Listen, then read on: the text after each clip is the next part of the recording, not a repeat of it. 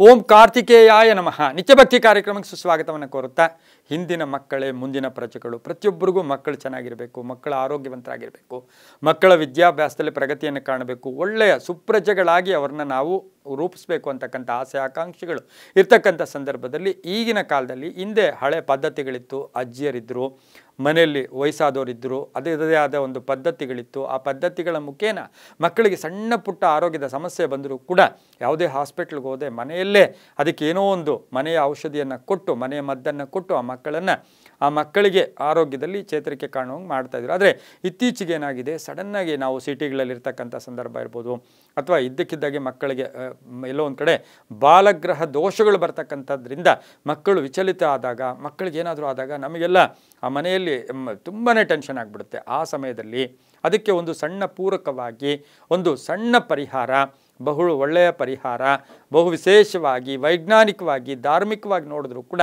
ಪುಟ್ಟ ಮಕ್ಕಳಿಗೆ, ಅದರಲ್ಲೂ ಕೂಡ 1 ವರ್ಷ ಅಥವಾ 6 ತಿಂಗಳಾದಮೇಲೆ 3 ವರ್ಷದ ತನಕ 5 ವರ್ಷದ ತನಕ ನಾವೆಲ್ಲರ ಕಡೆ ಗಮನಿಸ್ತಾ ಇರ್ತೀವಿ.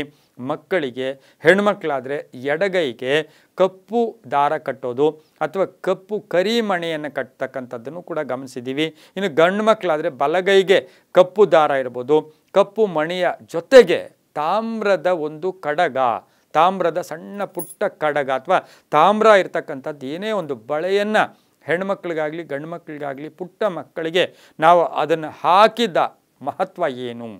ಇದು ಹಾಕಿದಾಗ ತಾಮ್ರದ ಕಡಗ ಅಥವಾ ತಾಮ್ರ ಅಂತಕ್ಕಂಥದ್ದು ಎಲ್ಲೋ ಉಷ್ಣವಾಹಕ ಹೌದು. ಅದರ ಜೊತೆಗೆ ಏನಪ್ಪ ಅಂತೇಳಿದರೆ ಅವು ಬಹು ವಿಶೇಷವಾಗಿ ನೆಗೆಟಿವ್ ಎನರ್ಜಿಯನ್ನು, ತಾಮ್ರಕ್ಕೆ ಅಧಿಪತಿ ರವಿ ಸೂರ್ಯ ಭಗವಾನರು ಕೂಡ ಆಗಿರ್ತಕ್ಕಂಥದ್ದಾಗಿದ್ದು, ಆ ಮಗುಗೆ ನಾವು ಪುಟ್ಟ ತಾಮ್ರದ ಸಣ್ಣ ಎಳೆ ಇಷ್ಟು ದಪ್ಪ ತಾಮ್ರದ ಕಡಗಗಳು ಮಕ್ಕಳಿಗೆ ಹಾಕಬಾರ್ದು. ಅದು 6 ತಿಂಗಳು ವರ್ಷ ಆದಾಗ ಪುಟ್ಟ ಮಕ್ಕಳಿಗೆ ಹಾಕಬಾರ್ದು. ಹಾಕಿ ಆ ಬಿಸಿಲಿಗೆ ಆ ಮಗುವನ್ನು ನಾವು ತೋರಿಸಿದ್ದೆ ಆದರೆ, ಸೂರ್ಯನ ಕಿರಣಗಳಿಗೆ ತೋರಿಸಿದ್ದೆ ಆದರೆ, ಎಂತಹ ದೋಷಗಳಿದ್ದರೂ ಕೂಡ, ಎಂತಹ ಕಂಟಕಗಳಿದ್ದರೂ ಕೂಡ, ವೈಜ್ಞಾನಿಕವಾಗಲೂ ಕೂಡ ಎಷ್ಟೋ ಶಕ್ತಿಗಳು, ಎಷ್ಟೋ ಲಹರಿಗಳು ಆ ಮಗುವಲ್ಲಿ ಸೇರಿಕೊಳ್ಳುತ್ತೆ. ಹಾಗಾಗಿ ಇವತ್ತಿನ ದಿವಸ ಮಕ್ಕಳ ಕೈಗೆ ತಾಮ್ರ ಅಥವಾ ಕಪ್ಪು ಮಣಿ ಏನು, ಕರಿ ಏನು, ಶನಿಯ ಸಂಕೇತನೂ ಹೌದು. ಆ ಕಪ್ಪು ಮಣಿಗೆ ಬಹು ವಿಶೇಷವಾಗಿ ಏನು ಅಂತ ಹೇಳಿದ್ರೆ ಕೆಟ್ಟ ಎನರ್ಜಿಯನ್ನು ಅದು ಹೊರಗಡೆ ಕಳಿಸುತ್ತೆ. ಹಾಗಾಗಿನೇ ದೃಷ್ಟಿಯನ್ನು ಹೊರಗಡೆ ಕಳಿಸುತ್ತೆ.